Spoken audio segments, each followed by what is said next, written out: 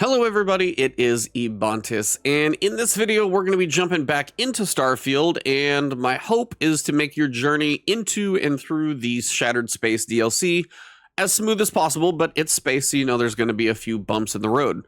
Before we get to the guide, couple things I want to clarify for you. First off, this is a sponsored video, so I do want to thank Bethesda for sponsoring this video today. Second, this is an OG plain install.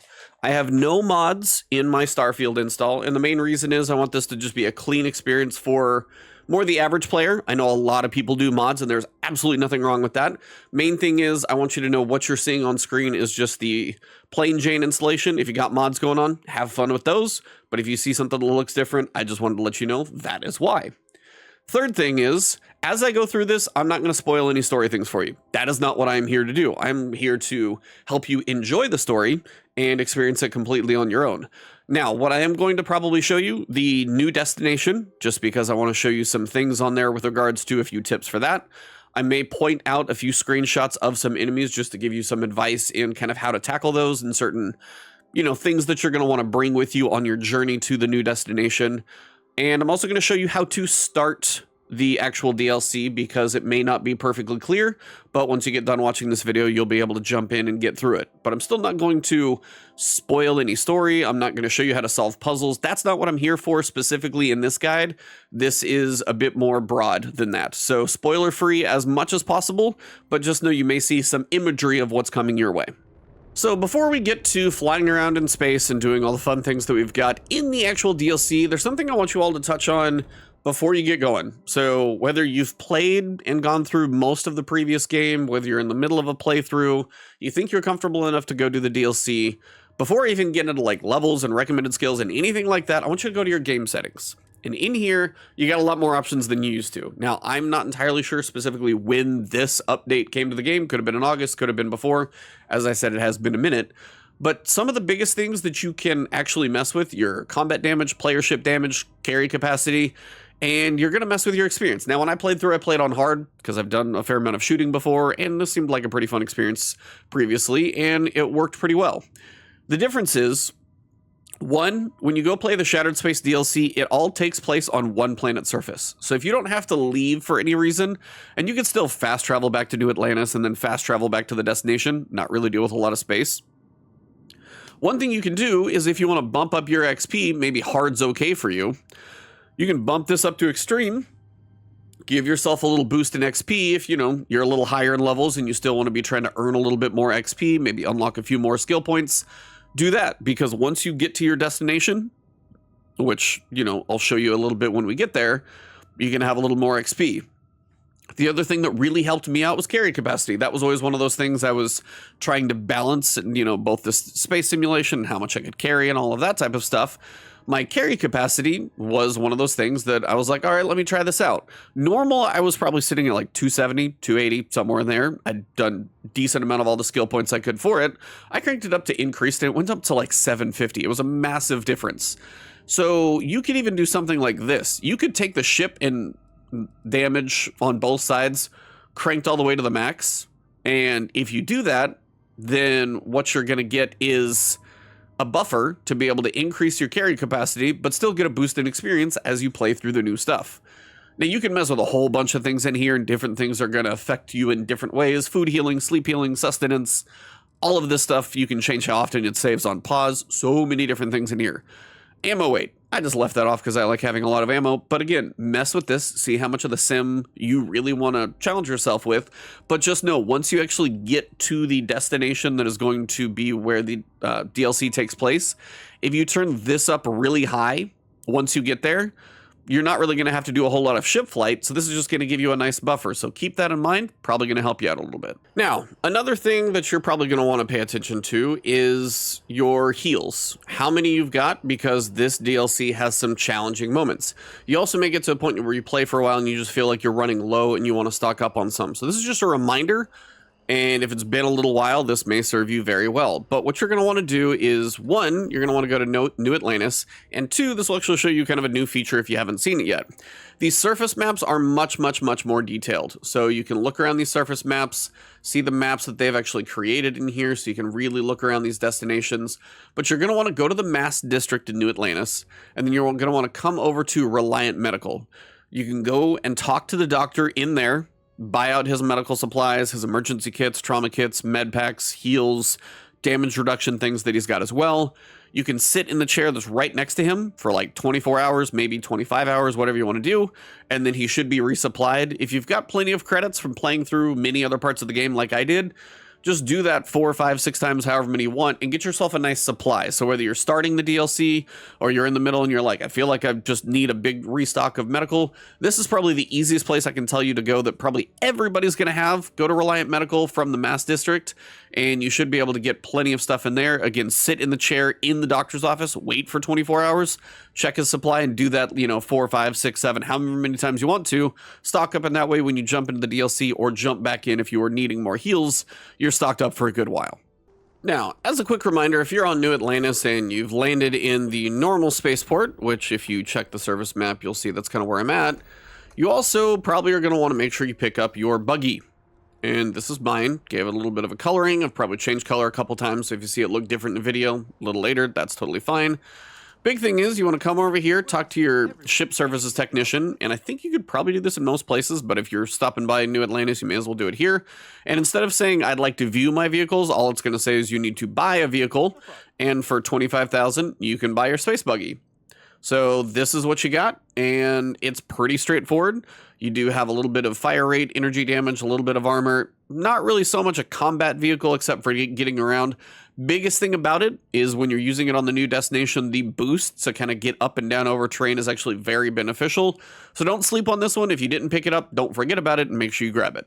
All right, so now the question is, how much preparation do you need to do to get into this DLC? My recommendation is somewhere around where I'm at. I wouldn't come in here too quickly. And honestly, the more other stuff that you do, the more enjoyable this experience is going to be for the DLC. It is not going to be a cakewalk, I will tell you that. So you want a decent loadout of both armor, weapons, weapon variety when it comes to, auto shotties and anti-personnel grenade launchers, rifles for range, and then machine guns for close. If you got a big bang or, if you enjoy melee weapons, it's really up to you and how you play. But I would recommend both like range and then up close, because you are going to be dealing with some enemies that charge at you and truly melee you, and they can teleport, so they're going to get close no matter what you do, but also plenty of enemies that hide in the back and want to plink you from range. So it is going to be a bit of both, and then everything in between is going to be how you want to manage it with grenade launchers, big bangs, or whatever you enjoy using. But have a solid arsenal, have a solid spacesuit as well. You want a really good one to be able to manage a lot of the incoming damage, because they recommend level 35. As you get later into the DLC, we're talking mid 40s. Some of the elites and some of the kind of buried dungeons are going to be, I've seen 70s. Now, granted, I saw some of those before, but you're going to want to be able to take care of some of those at range and some patience, have a good amount of heals stocked up, bring yourself a ton of ammo. Like I always picked up like every ammo I could because it weighed nothing. And if you stick with that, then yeah, keep stocking up on all the ammo you can. But also like throwables, if you've got some of those, if you're doing good on credits, like buy all the aids, buy all the, throwables that you can. When it comes to skills, the thing about the skills is you're on one planet the entire time. You're not going to go to space.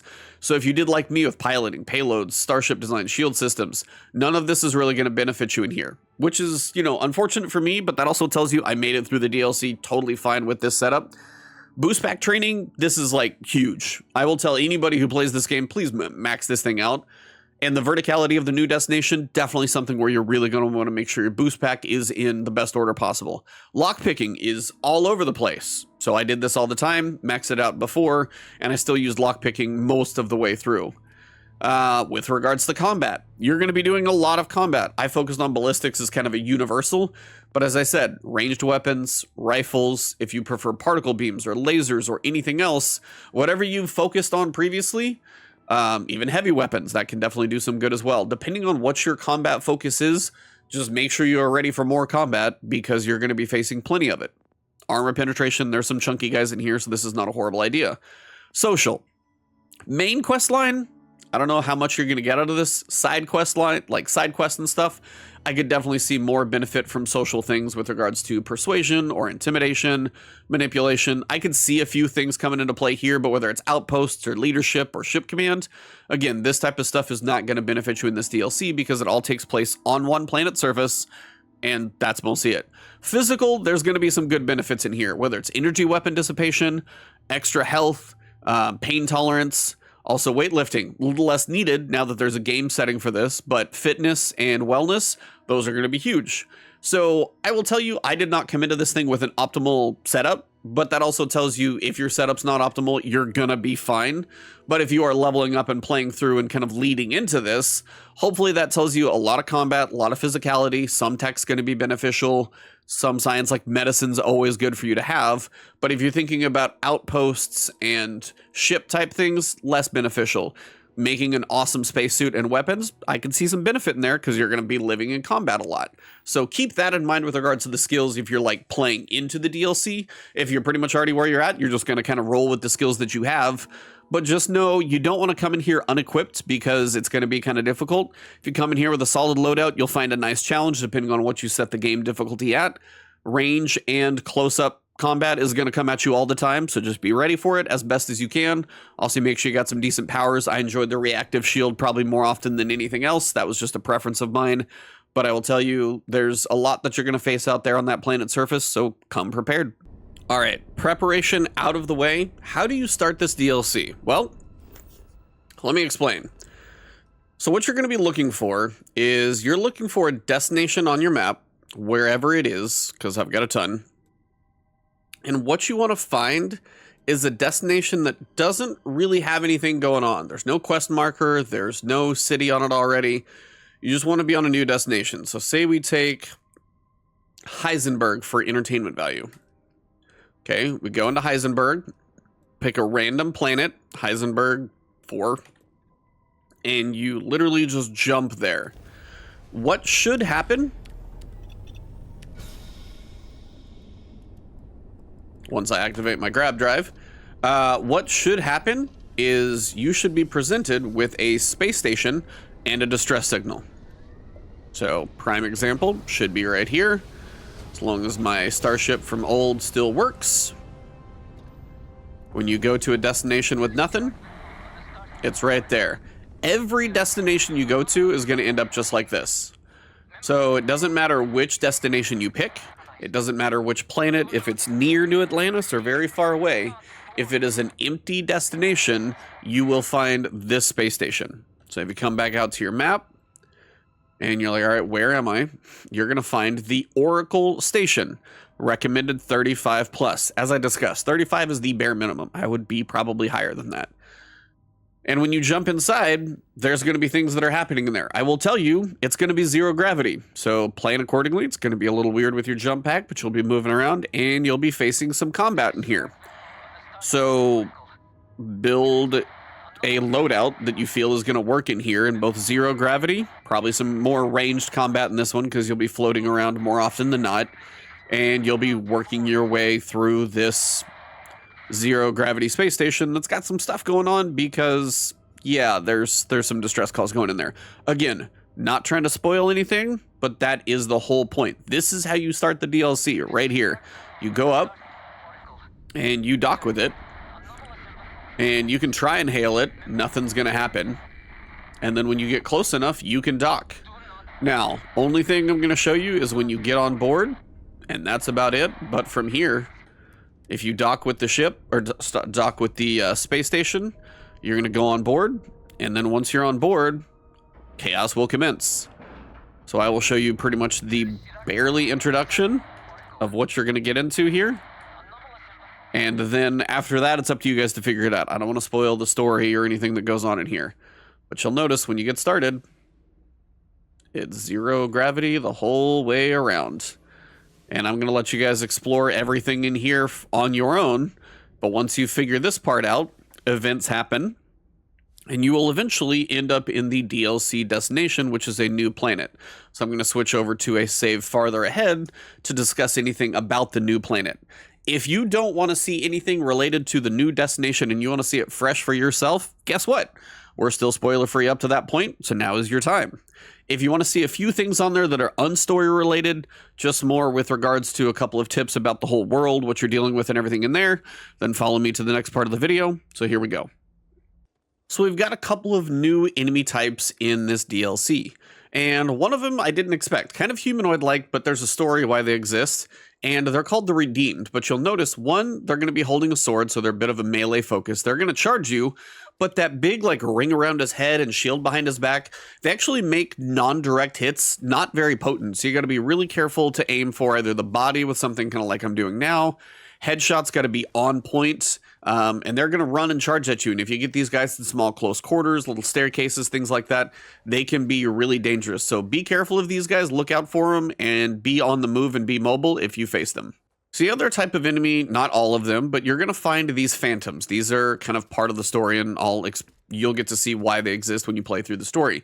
But you see 14, level 28, you're going to see a 46, so that's why I was saying 35 is a low level to come in here. You want to be kind of stocked up. But what you'll notice is, as you kill the humanoid type enemies, if you kill enough of them, a different type of enemy is going to spawn, and it's called a horror. And there can be big ones and small ones. I'll put a little footage of the, like, two of them working together. But you can see a little farther away, I'm going to take this guy out from range, and this guy's not too bad just because I'm far enough away and he seems to be kind of stuck in the trees. But I'll put a little more footage on screen to where you guys can see where I'm actually facing two of them in a small area. And then there's also little ones that spawn, which look like giant fluorescent spiders, but more spider sized, not giant terrifying bug size. And as you're facing those, they're going to teleport near you. They're going to do kind of like a double appendage attack at you. The little guys are going to be ankle biters, but they're still going to definitely be something to pay attention to. Either way, they're definitely something you want to take seriously because they can be quite dangerous. But you also notice, if you actually take a second to look at them, they're kind of gross and a little terrifying. So since the title of horror actually fits here, and as you get up close to the body, you're going to see what I'm talking about. So if we run over here, you're going to see that when we get up here, you can actually see skulls. Like, they look like screaming faces on their joints, which is a little disturbing. And they just look very creepy when they're in action, as well, as you saw. The other thing you're going to notice here is the currency that they drop.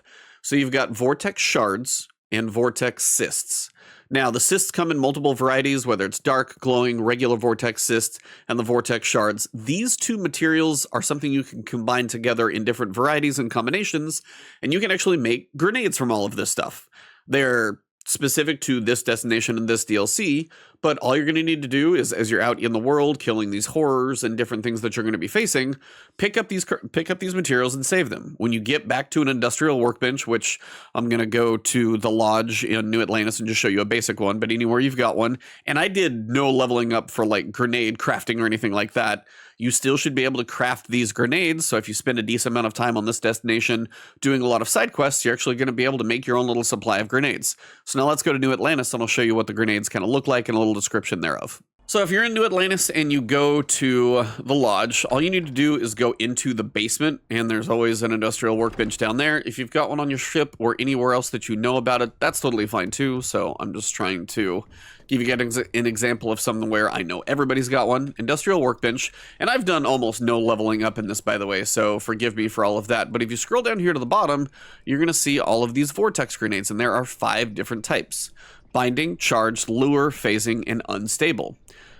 So a binding grenade that explodes and freezes enemies in place. A charged Vortex grenade that explodes and does damage like a conventional grenade. A lure, which is going to summon a Vortex horror. A Vortex grenade for phasing. A phasing Vortex grenade that phases out targets on the explosion, so you can just kind of dissipate them into the world. And then an unstable one with unpredictable effects. And you'll notice on the right, the currencies that you need are the Vortex shards, and you'll get those from killing any of those types of enemies. But you also notice there are different cysts: dark Vortex cysts, glowing Vortex cysts, and combinations thereof. And these are all different grenades that you're going to be able to create. So when you kill any of the phantoms out in the world and you're looting their bodies and picking up any of these shards and cysts, make sure you pay attention that you're actually trying to pick these things up, because you get to make unique grenades from the work you get by taking out those enemies. So don't forget that this is an option. Tinker with all the grenades.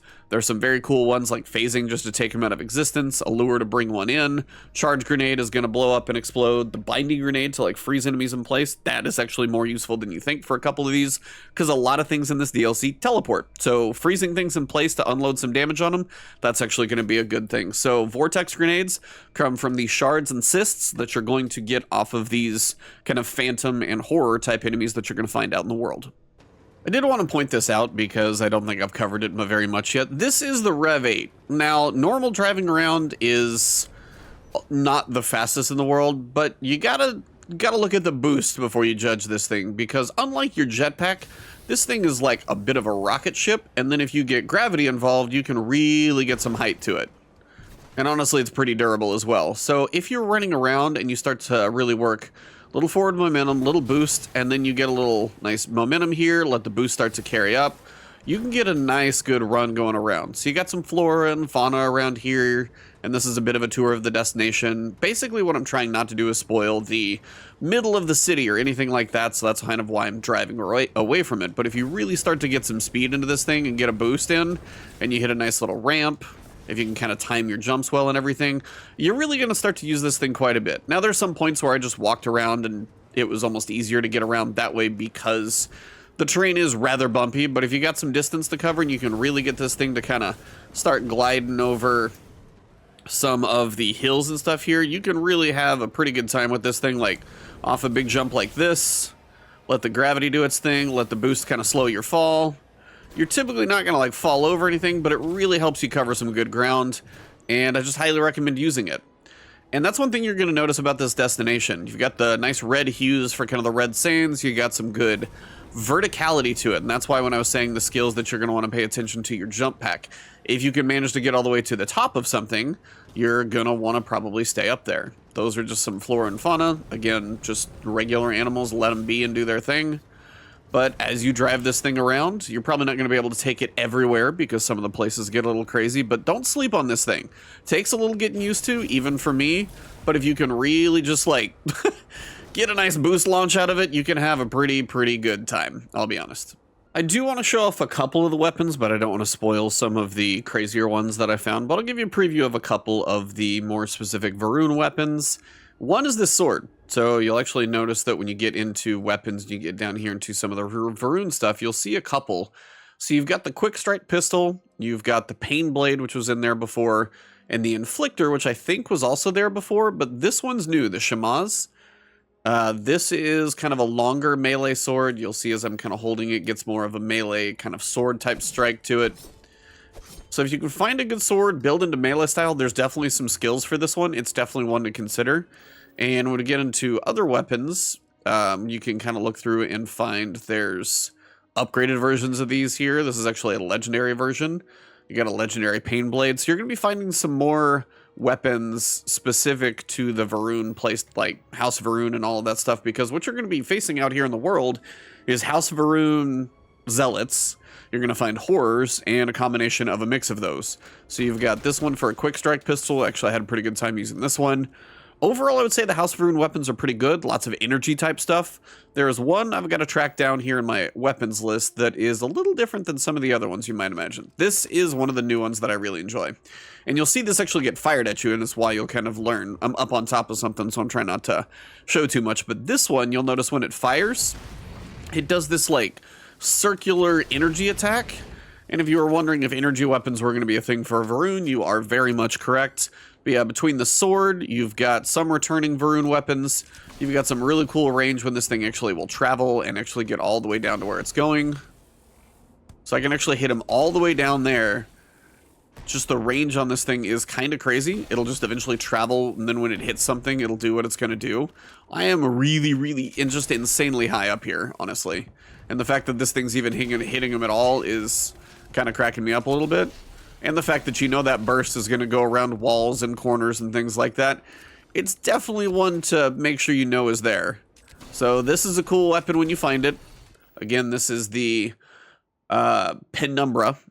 So from Destiny players, you'll probably have heard that terminology before. But depending on what you're dealing with down below, it's going to give you some interesting firepower. It's also a good way to shoot around some corners. And if you can get some good range to it and you enjoy your energy weapons, have fun with this thing. It's actually kind of a blast. So yeah, there are definitely some new weapons, and there's even a crazier one, but I want to let you guys find that one. I don't want to give away all the secrets, but that's just a few. So I hope you found this guide beneficial both in avoiding spoilers, helping you get started in Starfield's Shattered Space DLC, as well as kind of some things to expect and good ways to plan ahead for having a good experience in this DLC. I do again want to thank Bethesda for sponsoring this video. Thank you all very much for checking this one out, and I hope you have a great time in Shattered Space.